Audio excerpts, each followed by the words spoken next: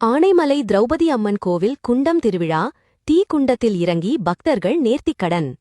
பொள்ளாச்சி அருகே ஆனைமலையில் பிரசித்தி பெற்ற தர்மராஜா திரௌபதி அம்மன் கோவிலின் குண்டம் திருவிழா கடந்த பிப்ரவரி 16ஆம் தேதி கொடியேற்றத்துடன் துவங்கியது. குண்டம் திருவிழாவின் முக்கிய நிகழ்வான குண்டம் இறங்கும் நிகழ்வு இன்று நடைபெற்றது. 61 அடி நீளமுள்ள குண்டத்தில் விரதமிருந்த 500க்கும் மேற்பட்ட பக்தர்கள் ஒருவர் பின் ஒருவராக கோவிந்தா கோவிந்தா என்ற கோஷத்துடன் குண்டத்தில் இறங்கினர். மேலும் விரதமிருந்த பக்தர்கள் 5 அடி முதல் 10 அடி வரை நீளமுள்ள வேலழகு கட்டி தங்கள் நேர்த்திக்கடனை செலுத்தினர். பக்தர்களின் பாதுகாப்பு கருதி